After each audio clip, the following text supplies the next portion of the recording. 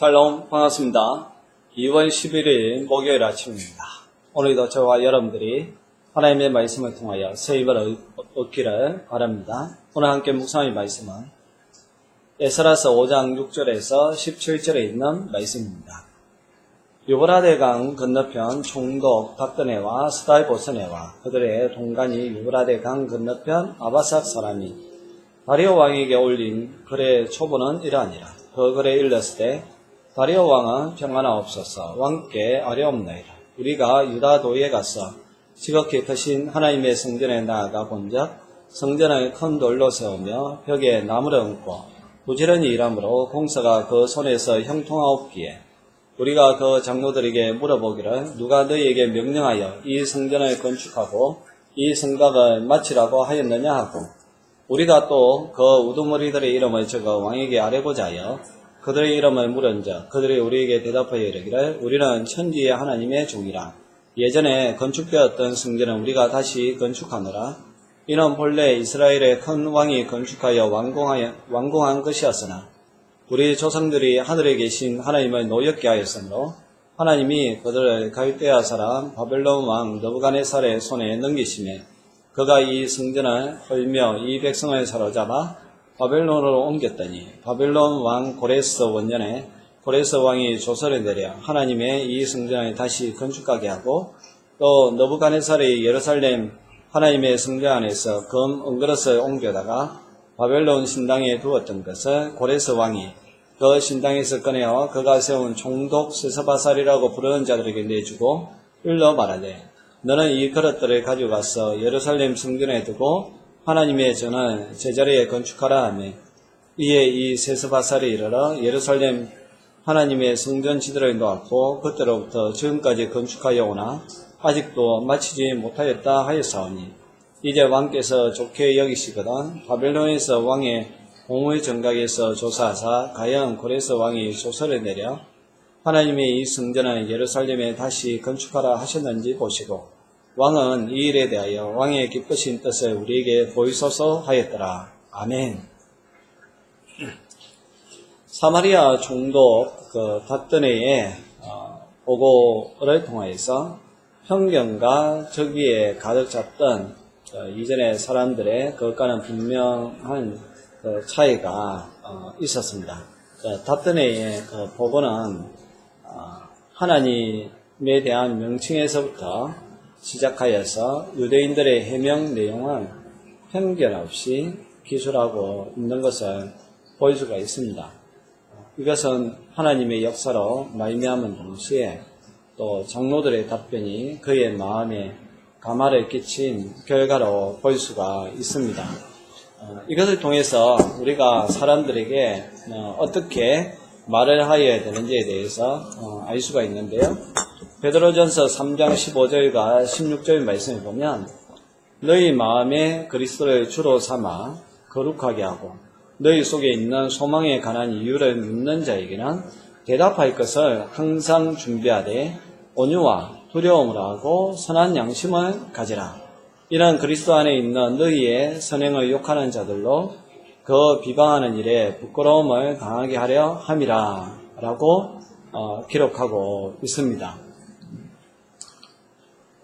저와 여러분들이 언제나 하나님의 사람으로서 어떤 일을 할 때에 어떤 자세로 가지고 일을 해야 되고 어떤 말을 해야 되는지 늘 성령님의 도우심을 구해야 됩니다. 오늘 8절 말씀에서 닥드네 총독이 유대인들이 성전을 재건하는 모습을 보고서 성전을 큰 돌로 세우며 벽에 나무를 얹고 부지런히 일함으로 공사가 그 손에서 형통하옵기에 라고 묘사하고 있습니다. 성전 건축이 막힘없이 형통하게 진행되고 있는 것을 이방 사람 눈에도 보였다는 것이죠. 다르게 이야기하면 하나님께서 함께 하시는 성전 건축이라는 것을 볼 수가 있습니다. 우리가 성전을 건축할 때, 교회를 건축할 때 이런 역사들이 많이 일어나서 봅니다. 과거에도 우리 믿음의 선배들이 성전을 건축할 때마다 인간의 지혜와 힘으로서는 도저히 할 수 없었지만 하나님께서 역사하셔서 성전을 건축하고 또 격렬하게 성전을 반대하던 주위 사람들이 어느 순간 그 성전을 건축하는 데 있어서 찬성하고 심지어 어떤 경우에는 성전을 건축하는데 함께 참여한 불신자들도 있었다라는 그런 간증을 듣는 경우가 종종 있습니다. 눈에 보이는 성전뿐만 아니라 눈에 보이지 않는 공동체도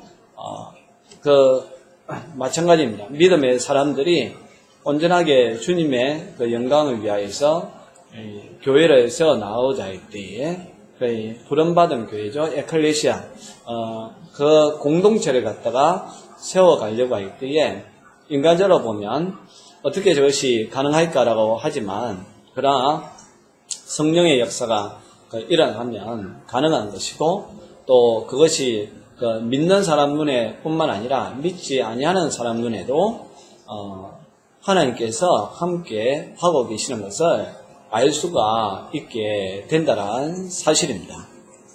저와 여러분들도 언제나 성령의 기름 부으심이 있는 이러한 사역을 감당할 수 있기를 바랍니다. 닷더니의 보고서에 인용된 장로들의 답변은 신앙 감정적인 성격을 지니고 있는데요. 11절에서 우선 그들은 자신은 페르시아 왕의 종이 아니라 천지의 하나님의 종이라고 표현하고 정체성을 분명히 고백하고 있습니다. 또 성전이 해파되고 자신들이 바벨론의 포로로 끌려갔던 이유도 다른 것이 아니라 그 하나님은 노엽게 했기 때문이라고 12절에서 고백하고 있습니다. 이들은 자신들이 겪은 멸망과 고난이 무엇으로 말미암은 것인지도 분명히 알고 있었던 것입니다. 이어서 그들은 다시 한번 하나님의 성전을 건축해야 할 사명이 자신들에게 있음을 말하고 이 일을 하게 된 것이 분명히 고레스 왕의 분부와 또 그것을 증명해주는 물증도 있음을 14절에서 밝히고 있습니다. 이들의 간증에 나타나는 하나님은 사람들의 관념에 불과한 존재가 아니라 친히 심판과 구원을 행하시는 참되고 살아계신 주제시라는 것도 고백합니다. 우리가 주님의 일을 힘쓸 때에 각종 고난과 방해가 있을 수가 있습니다. 그러나 믿음의 사람은 결국 승리의 계가를 부르게 되어 있습니다. 고린도후서 4장 8절 말씀처럼 사방으로 우리가 우겨삼을 당한다 할지라도 쌓이지 아니하며 답답한 일을 당하여도 낙심하지 아니하는 것이 믿음의 사람들이고 또 그렇게 살아갈 때에 성령의 역사와 하나님의 인도하심이 있게 된다는 사실입니다.